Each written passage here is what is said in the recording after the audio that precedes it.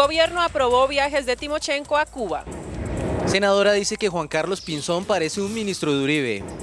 Ministro de Defensa dice que no está torpedeando el proceso de paz frente a críticas por sus revelaciones sobre alias Timochenko. El Consejo de Estado condenó a la nación por haber tolerado el accionar de las Convivir en la ciudad de Medellín. Plan de choque de la Alcaldía de Bogotá para mejorar la movilidad. Buses de servicio público tendrán pico y placa a partir del 15 de octubre. En diciembre entra en funcionamiento la navegabilidad de carga por el río Magdalena. En duda Falcao, Guarín, Quintero y Jackson para Juego de Colombia ante El Salvador. Prensa española responsabiliza a Casillas de derrota ante Eslovaquia. Un francés es el nuevo premio Nobel de Literatura, Patrick Modiano. Al final de la emisión, ¿quién es él? Y las características que hacen a su obra acreedora de este importante premio. Buenas noches. Estos son nuestros temas de hoy. 1. El futuro del procurador se define. 2. Sorprendente compañía de Horacio Serpa en el Senado. 3. Incidente entre el senador Álvaro Uribe y la senadora Vivian Morales. Y tengo ñapa. Vicisitudes del Supersalud Morales. 1, 2, 3 y mi ñapa saludable al cierre.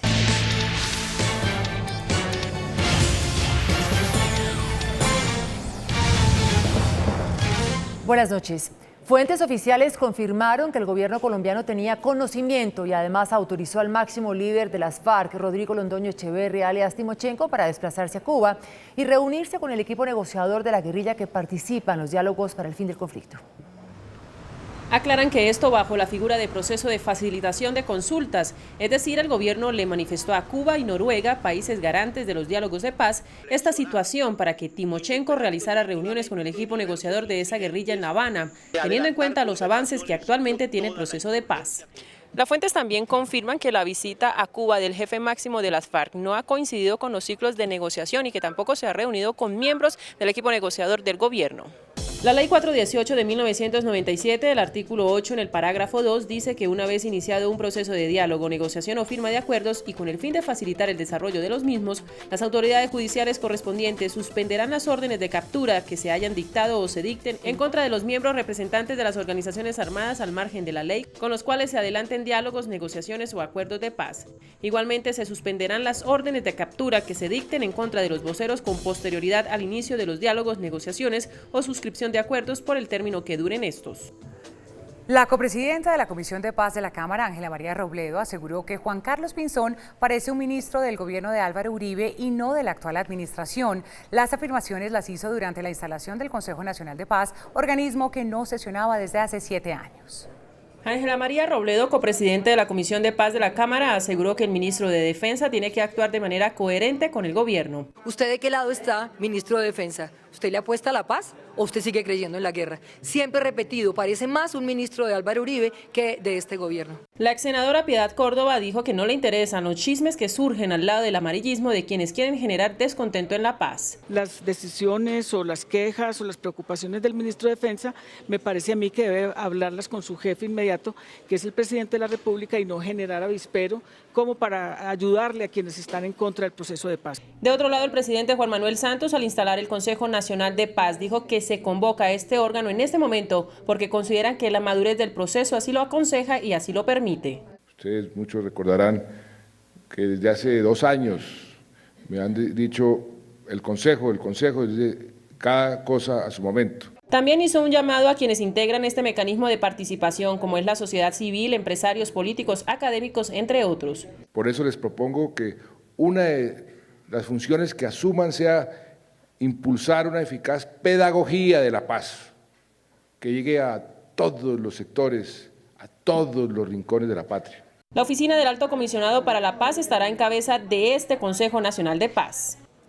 Pues el ministro de Defensa, Juan Carlos Pinzón, al responder a los señalamientos que le hicieron desde varios sectores luego de la revelación sobre los viajes de alias Timochenko a La Habana, dijo que no busca hacerle daño al proceso de paz.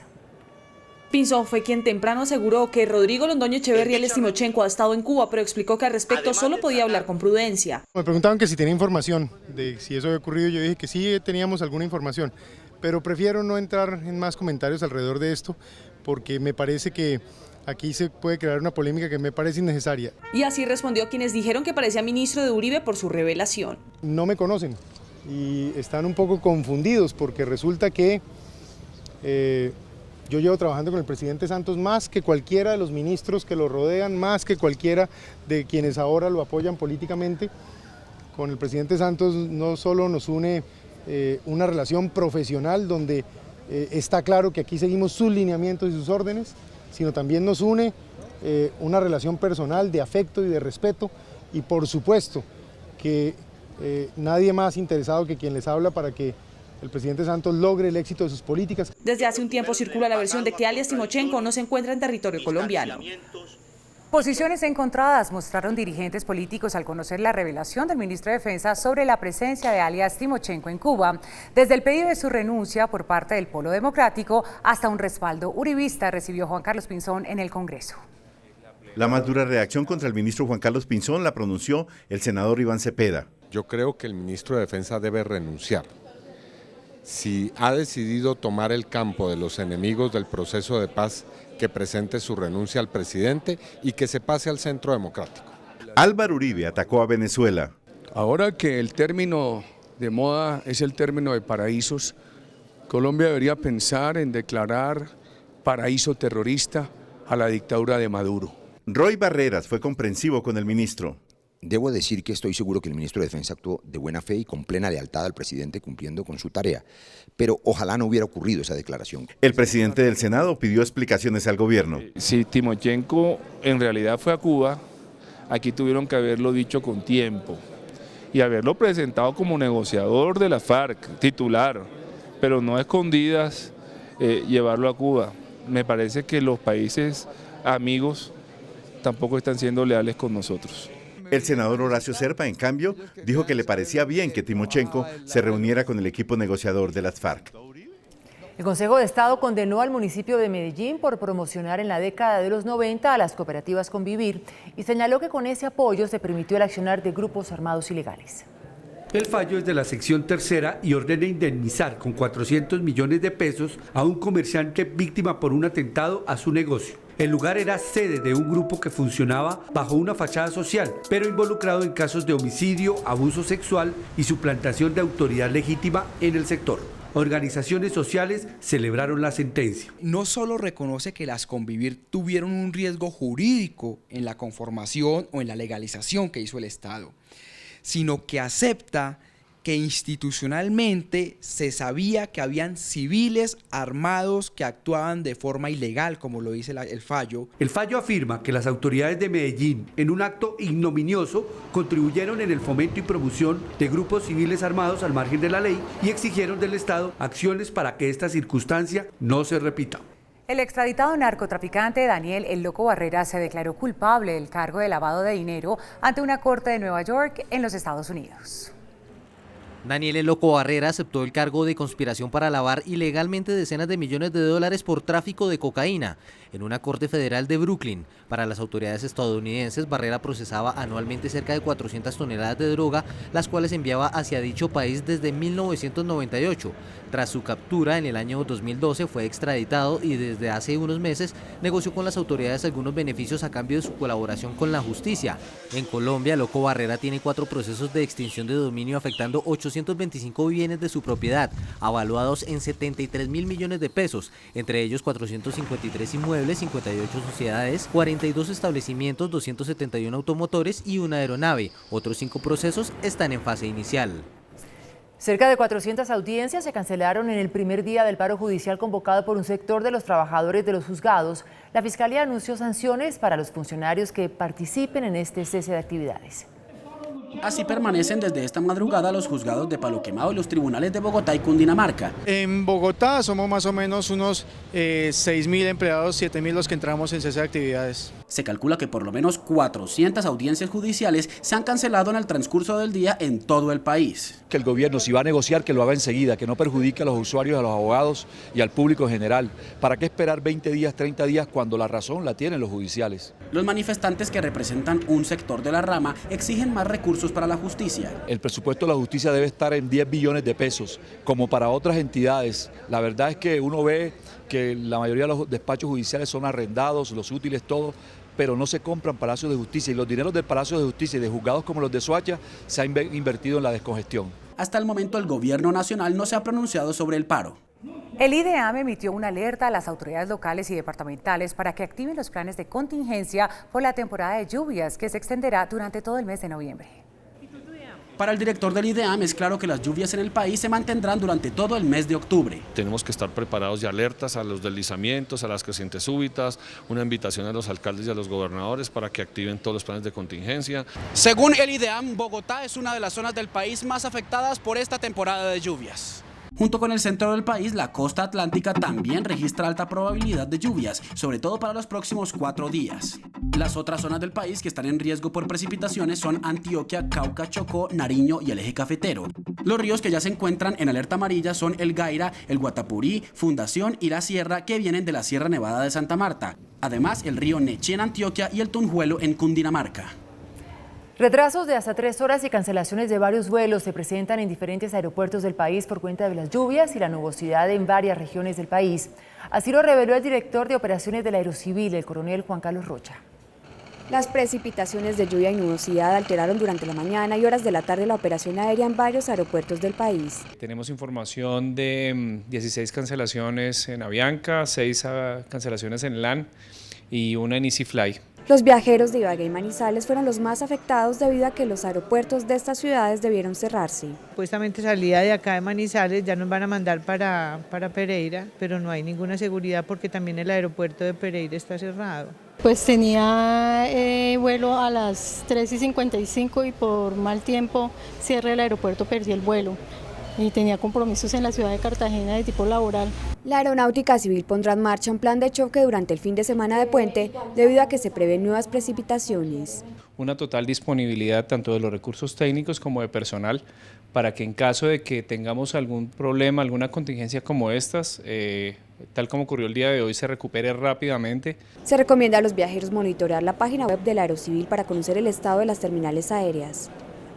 La Alcaldía de Bogotá tiene listo un paquete de medidas para mitigar la grave situación de movilidad que enfrenta la capital del país. Habrá pico y placa para buses de servicio público, se autorizará carriles en ambos sentidos por la carrera 11 y se suprimirá el contraflujo de la carrera 7ª.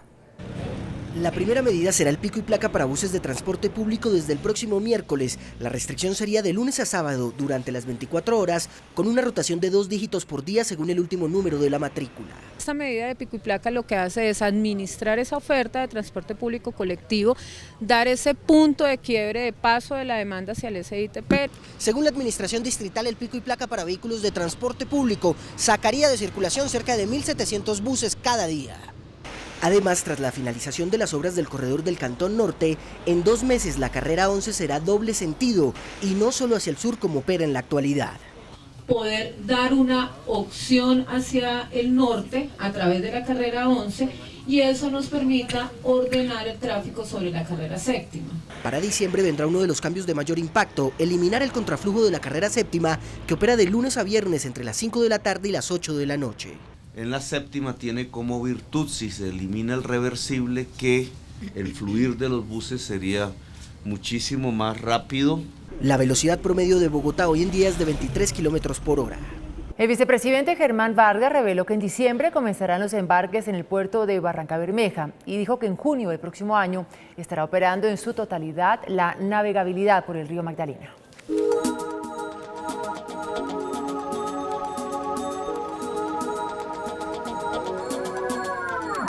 Durante su recorrido por las obras del nuevo puerto de Impala sobre el río Magdalena en Barrancabermeja, el vicepresidente Germán Vargas Lleras celebró las inversiones que se sumarán a las adjudicadas por el gobierno nacional para mejorar la conectividad del país. Es un gusto venir a ver una inversión de más de 300 millones de dólares, decisiva en la conectividad del país.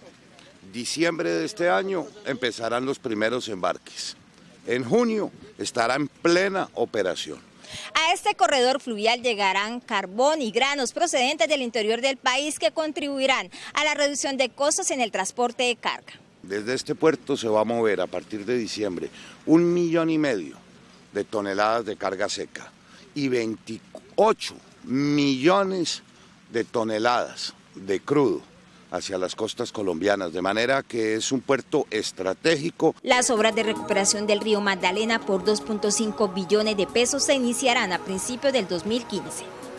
Hoy se conocieron cifras alarmantes sobre el trabajo infantil en Colombia. Según el Ministerio del Trabajo, actualmente hay 1.091.000 menores laborando.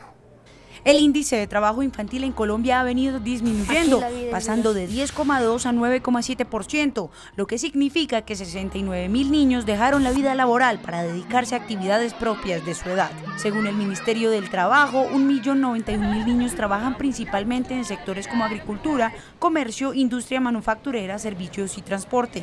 Pese a la alarmante cifra, en el informe anual sobre las peores formas de trabajo infantil publicado por el Departamento del Trabajo de Estados Unidos, se destacan los avances de Colombia en materia de protección social a estos menores y la inspección laboral que ha adelantado.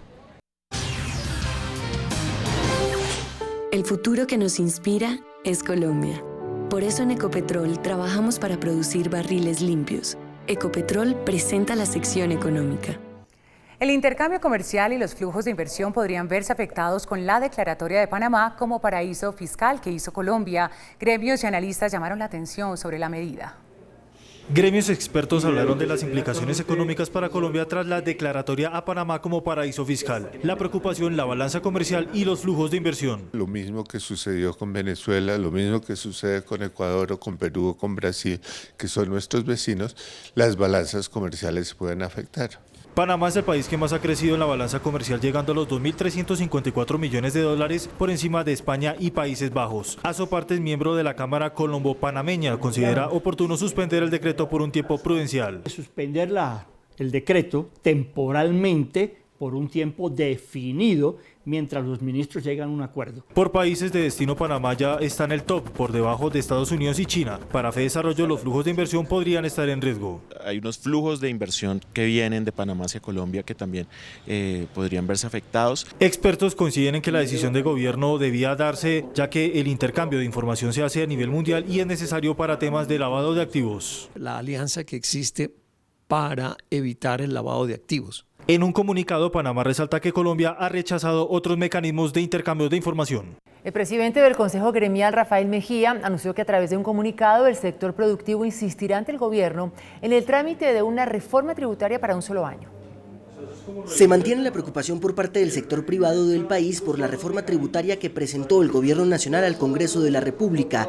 El Consejo Gremial, luego de una reunión, decidió emitir una nueva comunicación al Ministerio de Hacienda en la que insiste en una reforma solo para un año. Nosotros lo que vamos a hacer es un comunicado de una decisión de los 21 gremios afiliados de respaldo y ratificación de la Carta. Los empresarios y varios sectores insisten en que el déficit presupuestal se presenta solo en 2015 y la propuesta sumada a las horas extras afecta las finanzas empresariales. El sector privado en ningún momento se ha negado a pagar o ha dicho que no quiere pagar ese déficit que tenemos en el país. Las discusiones sobre la reforma tributaria iniciarán la próxima semana en las comisiones económicas conjuntas del Congreso. El índice de capitalización de la bolsa cerró a la baja. Hoy la directora del Fondo Monetario Internacional, Christine Lagarde, advirtió que hay alrededor de un 40% de posibilidades de que la zona euro vuelva a entrar en recesión. Los mercados reaccionaron fuertemente a la baja. El Dow Jones cayó 1,97%. Colombia no fue ajena a ese suceso. El índice Colcap de la Bolsa de Valores de Colombia fue arrastrado por los principales índices internacionales y cayó 0,18%. Hoy la acción más valorizada fue Preferencial Carvajal Empaques, subió 7,50%. Villas fue la perdedora del día, cayó 8,33%. Ecopetrol fue la acción más transada. Hoy movió 49.500 millones de pesos. El precio del dólar cerró al alza. Indicadores económicos del día en CMI. La tasa representativa del mercado dólar-peso que regirá para mañana viernes será de 2.041 pesos con 71 centavos. Los profesionales del cambio compran el dólar en promedio en 2.000 pesos y lo venden en 2.015 pesos.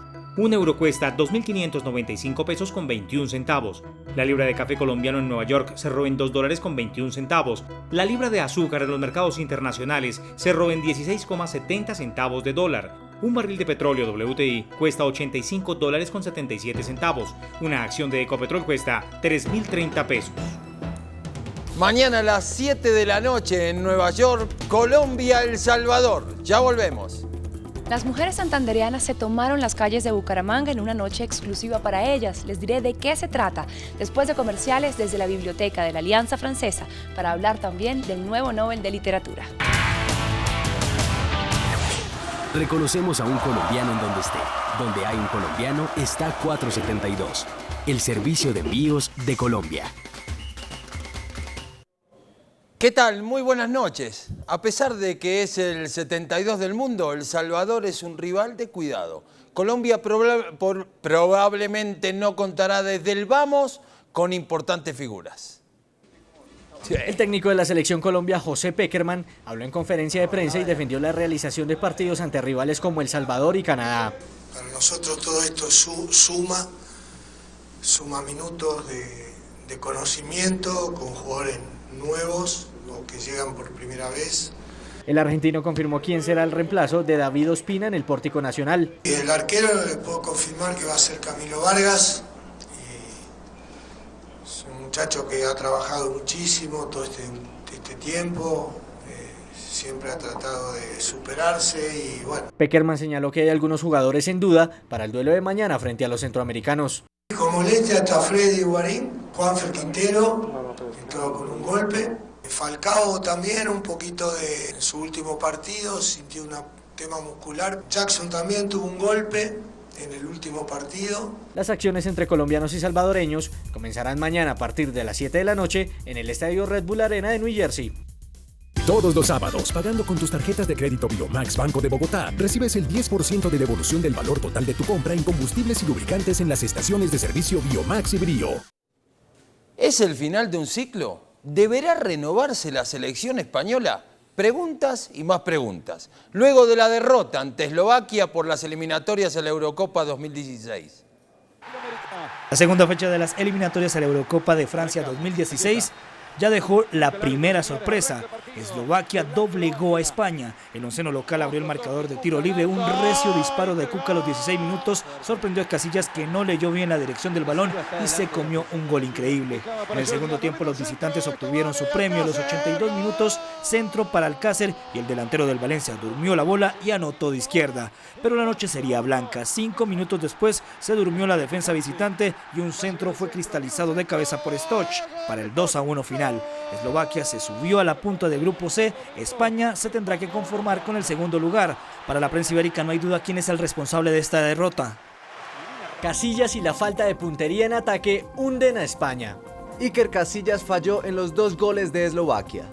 El técnico defendió a su equipo. Hemos apretado, hemos metido al contrario en su área y yo creo que debíamos haber metido algún gol. Los espero mañana en Gente Pelota a las 6:45 de la tarde. Acordate siempre, mirá deporte, hacé deporte y los dejo en la mano del entretenimiento con Andreina.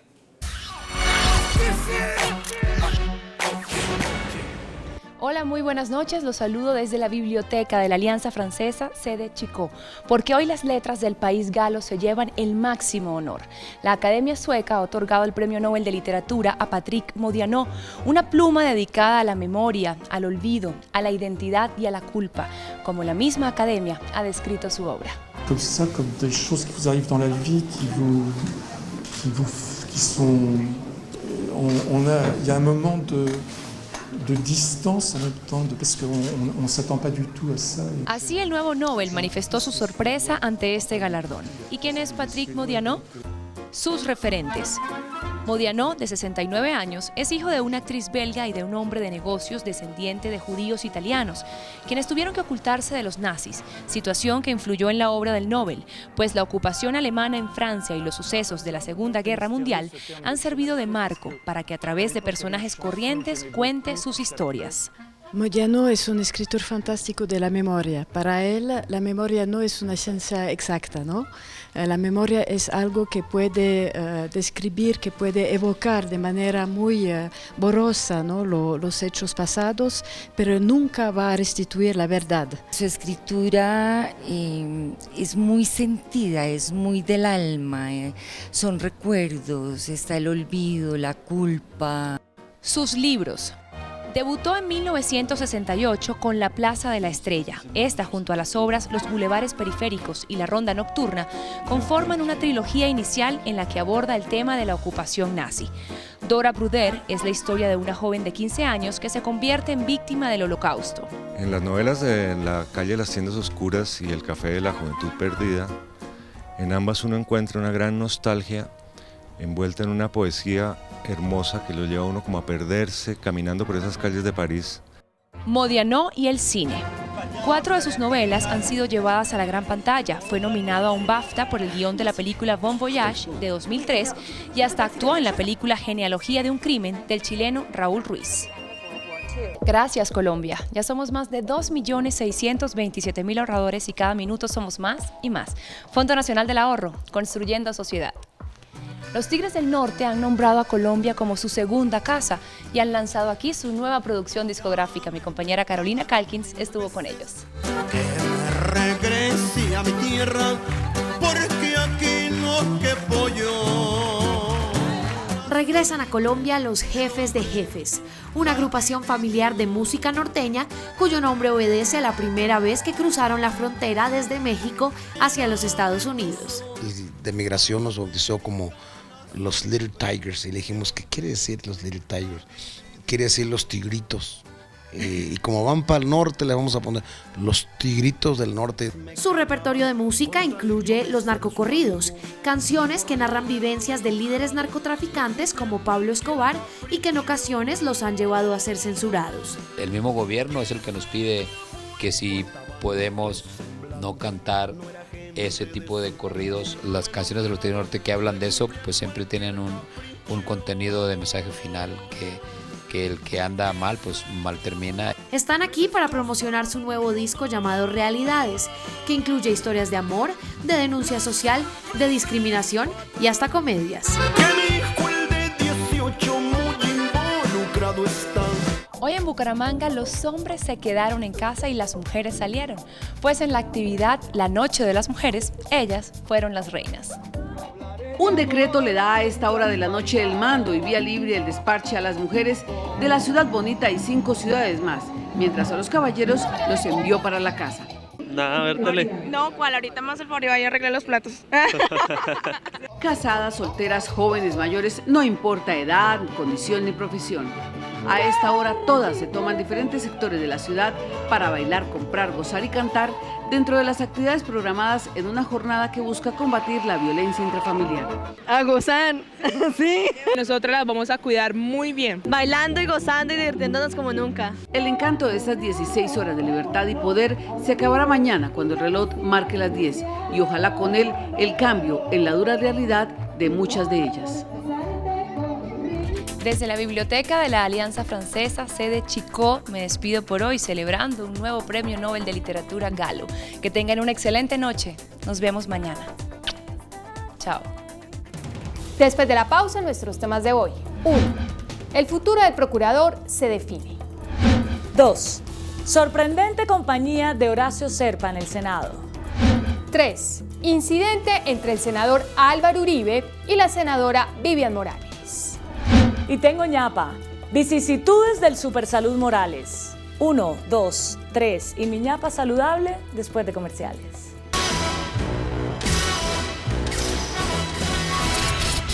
Estos son nuestros temas de hoy. 1. La suerte del Procurador General, Alejandro Ordóñez, será decidida por el Consejo de Estado el martes. El asunto es este. El abogado Rodrigo Uprimi demandó su reelección por considerar que esa figura no está en la Constitución. El caso está en la Sala Plena. Ayer, como informó esta sección, hubo trifulca entre quienes se inclinan por rechazar la demanda por extemporánea y quienes la acogen. Hoy quedó claro que quienes tienen la tendencia en contra de la demanda y en consecuencia a favor del procurador apoyan a la magistrada Susana Buitrago como ponente. La otra tendencia, la que acoge la demanda, respalda que la ponencia la asuma el magistrado Carlos Alberto Zambrano. El martes próximo, la Sala Plena decidirá impedimentos y recusaciones. La magistrada Buitrago fue recusada por el demandante Uprimi. Si la Sala acepta la recusación, quedará en claro que la mayoría la tienen quienes apoyan la demanda. Y comenzaría a caminar el procurador sobre terrenos movedizos. Y si eso ocurre, se demostrará que de nada sirvieron las múltiples visitas caseras que amigos de una y otra tendencia han hecho últimamente a las residencias de los magistrados. 2. El senador Horacio Zerpa y su esposa Rosita aparecieron hoy en la plenaria del Senado con sus 2 nietos. Los niños Sebastián y Nicolás, de 8 y 5 años, hijos de Sandra Zerpa y Andrés Fuentes, se sentaron en la curul del abuelo Horacio, quien muy orgulloso les tomó fotos. Cuando salían del recinto, no sabemos si por pedido de sus nietos o por decisión suya, Zerpa se acercó hasta la curul del senador Álvaro Uribe, quien gentilmente los saludó y aceptó fotos con los niños. Uno de los 2 pelados, o ambos seguramente, serán políticos dentro de unos años. Pero para entonces los duros choques de Zerpa y Uribe serán historia. 3. Incidente en el Senado entre el expresidente Álvaro Uribe y la exfiscal Vivian Morales. Hablando en nombre del liberalismo, la senadora Vivian dijo en el debate del proyecto de equilibrio de poderes que apoyaba la eliminación de la reelección porque históricamente la ha creído antidemocrática. Tras su intervención, la senadora se encontró con el senador Álvaro Uribe, quien le recordó que liberales como Laya Herrera, López Pumarejo y López Miquelsen se presentaron a la reelección. La senadora contestó, pero no para el periodo inmediato. Uribe contestó, así podría quedar, que el presidente aspirara a la reelección transcurrido un periodo después de su mandato. Y la senadora Vivian replicó, ¿para que usted pueda volver a aspirar? El senador Uribe reaccionó, no sea irrespetuosa, me he acercado a usted con respeto para tratar el tema. Y la exfiscal le interrumpió. ¿Acaso es irrespeto preguntar si un líder como usted quiere volver a ser presidente? El senador Uribe dio la espalda y salió del recinto. Tengo ñapa. Hay molestia liberal por el tratamiento que llaman inequitativo por parte del gobierno. El senador Luis Fernando Velasco, uno de los líderes del liberalismo en el Congreso, hizo en una reunión este análisis. La chequera la tienen los conservadores, Min Hacienda. La política agraria la tiene la U, Min Iragorri. La política social la tienen los verdes, Lucho. Y las obras las ejecuta Cambio Radical. Al liberalismo, según Velasco, nos dejaron el manejo de los paros, Juan Fernando Cristo en Min Interior y el diseño del plan de desarrollo Simón Gaviria en planeación, que otros ejecutarán. La queja liberal ya llegó al gobierno.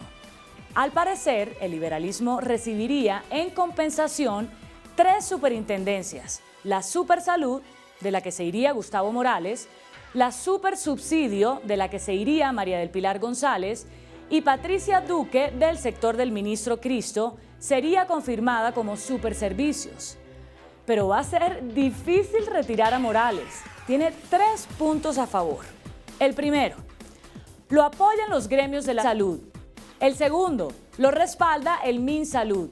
Y el tercero, el soporte que le da la viceministra de Hacienda, Carolina Soto, toda vez que ella con Morales triunfaron por su buena gestión cuando fueron vicepresidentes de Fasecolda. Y agreguen una cuarta. ¿Qué cara le hará la viceministra Carolina al ministro Alejandro Gaviria si él retira a Morales de la Supersalud? Es que, por si no lo saben, Carolina es la esposa del ministro. No quiero ni imaginármelo. Hasta mañana. Que descanse.